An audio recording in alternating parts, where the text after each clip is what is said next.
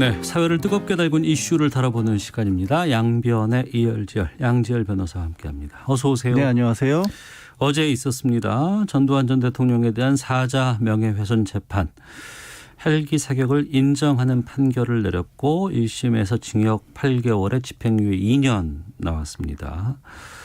그러니까 이게 2년 6개월 만에 이제 선고가 내려진 것인데, 그러니까 핵심은 당시에 헬기 사격이 광주에서 있었냐 없었냐 이거였다면서요. 그렇죠. 왜냐하면 이게 이 재판의 쟁점은 뭐였냐면 조비오 신부께서 이제 생전에 국회에 나와서서 그리고 방송 같은 곳에서 인터뷰를 하면서 나는 광주에서 헬리콥터가 사격이 있었던 걸 봤다라는 증언을 하신 거예요, 진술. 네. 그런데 그 증언에 대해서 이제 전두환 씨가 본인의 회고록에 그 거짓말이다. 광주에 헬기 사격이 없었는데 이런 얘기를 했으니까 거짓말쟁이다라고 얘기를 한 겁니다. 네. 그런데 그게 단순하게 그 거짓말쟁이라는 게 모욕적인 어떤 표현에 그치는 게 아니라 헬기가 있었다는 사실 자체를 부정하는 거기 때문에 네. 이건 이제 명예훼손으로 넘어가서 조비오 신부의 고 조비오 신부에 대한 사자 명예훼손이다 이렇게 재판이 열린 거였거든요. 그러니까 헬리콥터 사격이 있었다라는 게 인정이 되면 조비오 신부께서 진실을 말하신 거고 전 씨가 거짓말을 한 그런 상황이 된 거였습니다. 근데 이미 사실 뭐 헬리콥터 사격이 있었다는 것은 객관적으로 어느 정도는 증명이 된 상황이었죠. 네. 국립과학수사연구원에서 전일빌딩에 10층에서 타는도 그랬었고, 그래서 이미 어느 정도 인정이 됐지만 법원에서는 공교롭게 특히 이 제일 까다롭게 증거 판단을 하는 형사법정에서는 이게 사실이라고 인정받을 기회가 없었던 거예요. 기회가 없었다. 그렇죠. 이게 뭐 재판을 할 수가 없잖아요. 이게 국립과학수사연구원에서 그때 타느니 이건 헬리콥터에서 쏘지 않고서는 이 높이에 당시에 다른 빌딩도 없었고 주변에 이게 불가능합니다라는 감정을 했는데 형사법정에 그걸 가지고 어떻게 가져갈 수 있었던 방법이 없었던 겁니다. 5.18 관계자들에 대해서는 광주와 관련된 자체로는 거의 다 처벌이 끝났고 공소시효 문제도 있고 사면 받았을 경우도 있고 그래서 다시 법정에서 이걸 따져볼 기회가 없었는데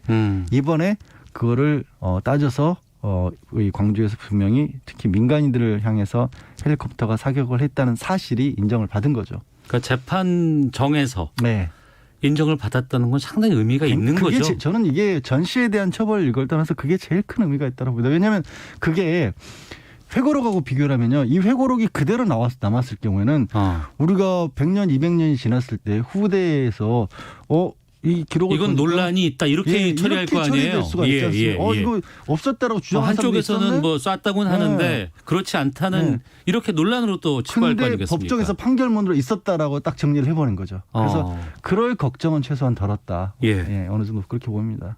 그러네요. 이게 단순히 오발도 아니고 헬기에서 사격한다는 게 어떻게 오발일 수 있겠습니까? 그렇죠. 그게 뭐 한두 발 나왔다는 것도 아니고요. 그리고 이제 특히 그 부분에 대해서 사실 말씀드린 것처럼 2017년 4월에 이 책들이 나오기 시작을 했고 2017년 1월경에 이미 국가수에서는 이 전일빌딩의 감정 결과 같은 걸로 헬리콥터 사격에 맞다는 판단을 내렸기 때문에 사실 이 전 씨에 대해서 처벌을 하면서도요. 2017년경에 그러니까 회고록이 나올 때쯤에 이미 알고 있었다라고 판단할 수도 있었습니다. 법원에서. 그런데 그렇게 하질 않고요. 5.18 당시에 알고 있었다라고 판단을 했어요. 아, 그래요? 네. 저는 그것도 굉장히 큰 의미라고 그게 봅니다. 큰 의미네요. 네, 큰 의미입니다. 적어도 미필적으로나마 그때 광주에서 이 군인들이 이제 이 시민들을 공격했다는 것을 전두환이 알고 있었다라는 걸 어느 정도 인정을 했어요. 이게 아이러니인 게 회고록을 안 썼으면 이게 안 나올 거 아니에요. 그렇죠. 그러니까 진짜 어찌 보면 저는 이 회고록 쓴 거 진짜 잘한 일이라고 봐요. 이런 결과를 놓고 봤었을 때. 그냥 무던히 넘어갔었다. 그리고 만약에 나중에 전 씨가 사망한 이후에 다른 사람이 전 씨와의 대담 이런 형태로 책을 내놨다 그러면 반박이 불가능해지는 거거든요. 그렇죠. 들은 얘기라고 하니까. 사망한 사람과 인터뷰 이런 식으로 나오게 되면 그래서 생전에 이거를 써낸 게 저는 굉장히 역사에 기여한 바가 이런 이야기도 기여한 바가 됐다고 봅니다. 그렇군요. 어제 재판장에 나갔습니다. 8시 좀 넘은 시각에 그 자택에서 출발해서 광주 도착을 했고 근데 재판장에서 선고 진행되는 과정에서 꾸벅꾸벅 졸았다고요. 물론 이제 나이가 있으니까. 이걸 가지고 사실 뭐 반성하지 않는 태도라든가 전 씨가 그동안에 보여준 법정에 나가서는 제대로 기억이 안 난다고 하는데 중간에 골프장 다니고 이런 얘기를 가지고 많이들 분노를 하시는데요. 저는 솔직히 그런 부분은 기대 안 해요. 왜냐하면 한 10여 년 전에 우연히 그러니까 사적인 그 전 씨가 있는 사적인 자리, 행사장 이런 데를 저는 한 3번 정도 이제 가까이서 본 적이 있었거든요. 중간에 기자 생활하면서도 그랬었고 한 10여 년 전에 마지막까지 봤었을 때도 주변 사람들과의 모여 있는 자리에서 전 씨는 그냥 전제 군주예요. 전제 군주다. 예, 앞들어서 앞에서 큰 절을 하는 공공연하게 그런 사람들이 있어요. 예. 사실 주변에는 그렇게 떠받드는 사람들이 있는데 언론에서 그리고 진짜 정말 대다수의 국민들이 분노하지만 안 닿는 겁니다. 전 씨에게까지는. 그냥 말년에 아유 뭐 이런 거 가지고 나를 귀찮게 여기 왔다 갔다 하거나 뭐 이런 정도로 생각할 거고 그 부분은 어느 정도 그냥 저는 솔직히 포기했어요. 그래서 언론에서는 반성하지 않는다. 반성 안 하고 있지만 그 사람 입장에서는 반성할 만한 환경이 안 주어져 있어요. 반성할 이유가 없는 거예요. 본인이 살아온 삶에 있어서는 개인적으로는. 1심 재판부는 징역 8개월에 집행유예 2년 선고했습니다. 사자 명예훼손 혐의가 그렇게 중대한 그 형량은 안 나온다고 들었습니다. 그럼에도 불구하고 좀 이 집행유예 판결이 아쉽다라는 측도 있던데. 그러니까 뭐 재판부도 그런 부분을 아마 인식을 한 것 같아요. 판결을 하면서 이런 얘기들이 판결을 요지에 나옵니다. 이게 5.18과 관련해서 다시 한번 처벌을 할 수 있는 재판은 아니다. 그걸 다룬 재판은 아니다. 그리고 광주의 피해자분들을 그런 어떤 억울함 같은 것들을 다루는 재판도 아니고 또 실제 어떻게 보면은 이제 이걸로 인해서 헬리콥터 사격이 없었다는 식으로 전 씨가 거짓말하면서 다른 상처를 입은 분들도 또 많아 있었을 것이다. 그런데 법정에 주어진 것은 재판부의 판사 앞에 주어진 것은 조비오 신부 돌아가신 분의 명예를 훼손했다는 그 혐의 하나에 대해서만 처벌을 해야 되는 거 아니냐. 그런 얘기를 사실 판결할 때 어찌 보면 법적으로 따져서 굳이 얘기할 필요 없는 얘기를 하거든요. 그러니까 재판부도 그 부분을 충분히 인식하고 있었지만 쉽게 말씀드려서 나로서는 어쩔 수 없다라는 겁니다. 저는 이 부분 뭐 비난해서는 안 된다고 보고요. 오히려 이렇게밖에는 단죄를 할 수밖에 없게 만들어진 우리 법제도 구조.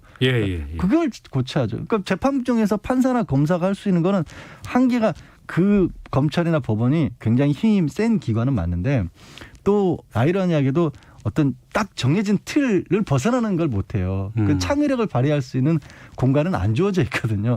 그래서 이 정말 말도 안 되는 어떻게 보면 주장을 했지만 결국 할 수 있었던 건 한 사람의 개인의 사자의 명예훼손밖에 안 되기 때문에 그 안에서 고민을 했던 거거든요. 그 여지를 좀 열어줬어야죠. 하다못해 뭐 민사상 손해배상이라든가 벌금 같은 거든가 이런 특수한 상황에 맞춰서 일반인들이 그냥 평범한 상황에서 누군가의 명예를 훼손하는 것과 이 전두환이라고 하는 희대의 정말 이 역사의 범죄자가 그 자신의 범죄를 부인해가면서 다른 사람의 명예를 훼손한 게 같을 수는 없잖아요. 근데 그게 그 운신할 수 있는 폭이 주어진 게 없는 거예요, 법원에. 1심 결과입니다. 뭐 항소하겠죠, 다 양쪽 다. 뭐 어떤 뭐 주변의 여론이나 이런 걸 고려해서라도 항소를 하겠지만 뭐 크게 달라질 가능성은 저는 사실 별로 없다고 봅니다. 이걸로도 저는 어느 정도 의의는 분명히 거뒀다. 아쉬운 부분은 분명히 있지만 의의는 거뒀다. 그리고 이제 광주 진상규명위원회 이제 5월부터 시작을 했지 않습니까? 이번 전 씨에 대한 재판에서도 헬리콥터 사격이 인정이 됐단 말이에요. 그러면 더 나아가서 이제 발포자라든가 더 추가적인 그때 희생자들을 찾는 부분들은 그 조사위원회에서도 더 추가적으로 해야겠죠. 그러니까 바로 그 부분인 것 같아요. 이번 재판에서 형량이 아쉽다라고 얘기할 것이 아니고 지난 40년 동안 뭐가 있었고 뭘 어떻게 했고 누가 반성을 했고 정권도 여러 번 바뀌었지만 아직도 이걸 재판에서 처음 밝힌 게 이번이 아니겠습니까? 그러니까. 그게 너무 그게 참 허탈할 정도로 그런 거죠. 이제 와서 재판부가 잘했다 못했다를 떠나서 그럴 게 아니라 남은 기간 할 수 있는 거 희생자들도 다 못 밝혔다는 거 아니에요. 아직도 실종자들도 못 찾았고 그런 부분들을 찾아내야죠. 정치권에서는 뭐 지난해도 계속해서 논란이 됐었습니다. 뭐 이게 잘못된 얘기들이다. 뭐 누구의 소행이었다더라 뭐 이런 얘기까지도 돌고 있는 상황에서 지금 특별법 같은 것도 좀 만들고 있는 상황이고 앞서 말씀하셨던 5.18 진상규명조사위원회 활동 이것도 좀 변화가 좀 필요한 시점이 아닌가 싶거든요. 이제 5월에 시작을 했고 이제 법적으로도 인정을 받았잖아요. 그러니까 지금 이 5.18 진상규명조사위원회 6가지 과제가 있는데 그중에 이제 하나가 발포자 찾는 거 제일 중요한 게 그 부분인 거고 그다음에 제가 봤을 때는 아직도 못 찾고 있는 실종자 희생자 밝히는 거고요.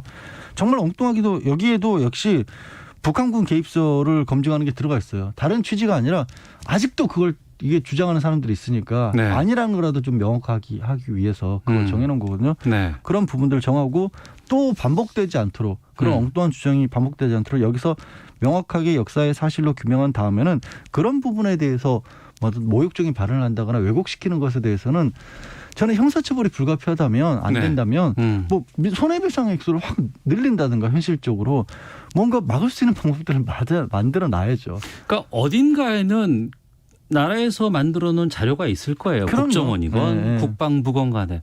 근데 그걸 아직도 우리가 찾지 못하고 밝히지 못한다는 거는 좀 우리가 잘못하고 있는 거 아닌가요? 그러니까요. 말씀하신 것처럼 지난 40년 정권에서 그런데 생각해보면 조금씩 나와져 온 거죠. 조금씩 이제야 80년 이후로 조금씩 나와져 왔던 거. 사실 뭐 광주 분들의 명예를 회복하는 것들도 얼마 안 되지 않습니까? 생각해보면. 예. 네.